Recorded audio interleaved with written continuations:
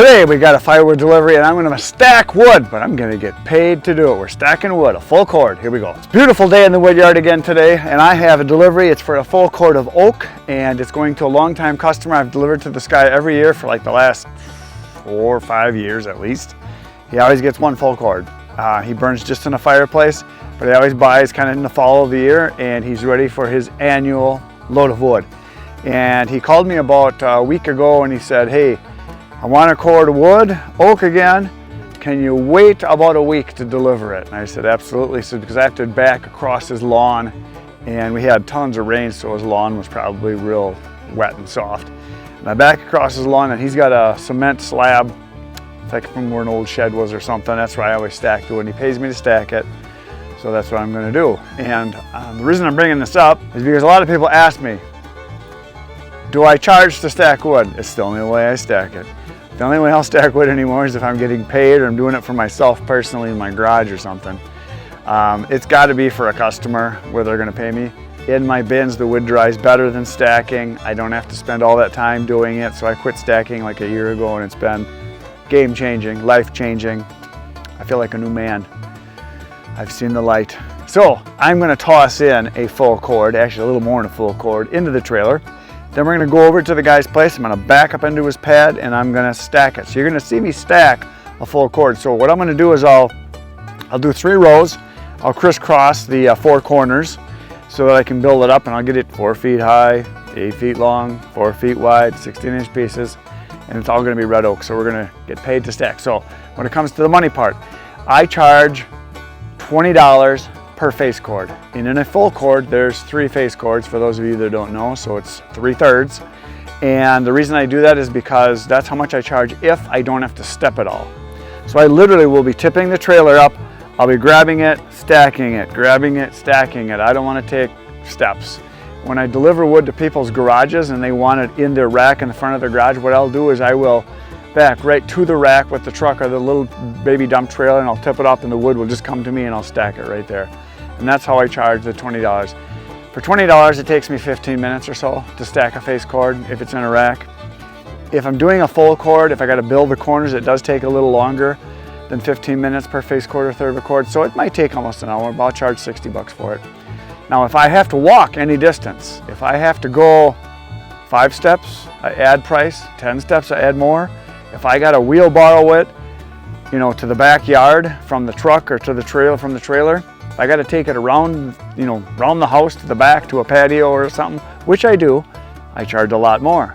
Generally, it's $50, $60 a face cord because it's going to take me probably 45 minutes, half hour if I'm really fast. So I want to get paid for that. So, and the people that want to pay for it don't care. These are people that have money for the most part.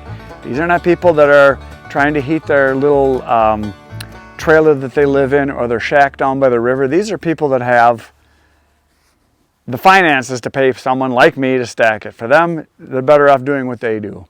And they don't want to have to stack the wood or handle it, so they're going to pay me, and that's what I like. I like to be paid. Let's chuck some wood.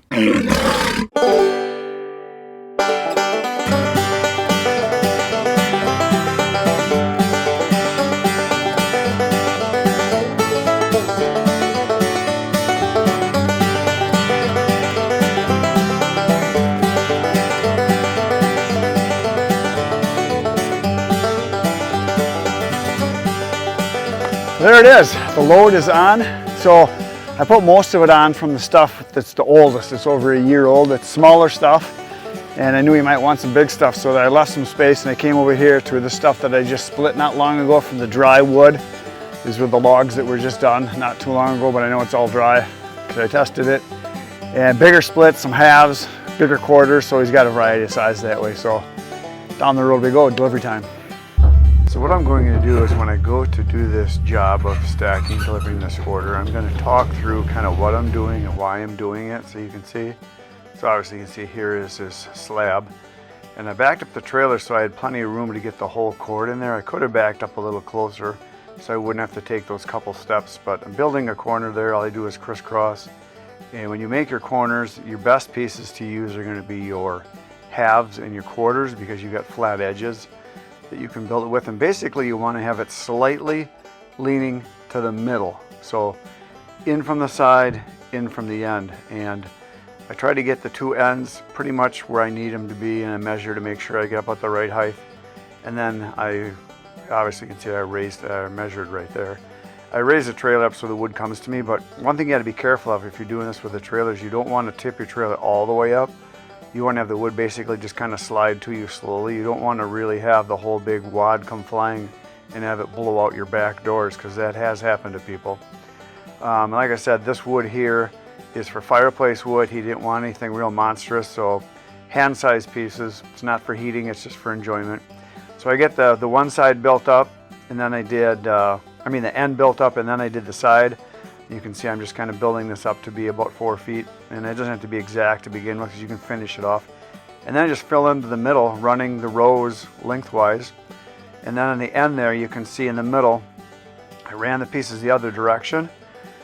So not the lengthwise, kind of the other direction. You'll see it as it gets built here. But I'm just kind of getting it to the right height there, and then I'm going to start finishing this edge off.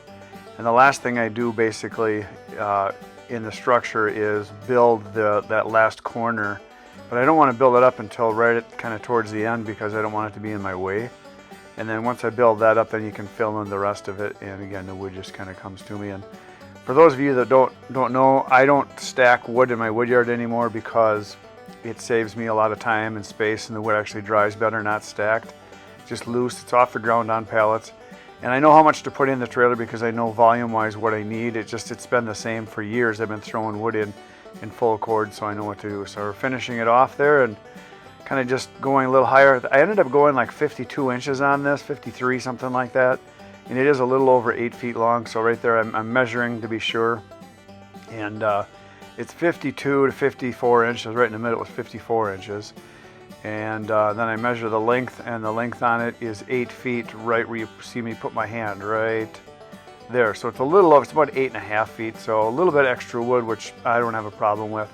I'd rather my customers get more wood than less, and they're happy, I'm happy, and it's all stacked looking good.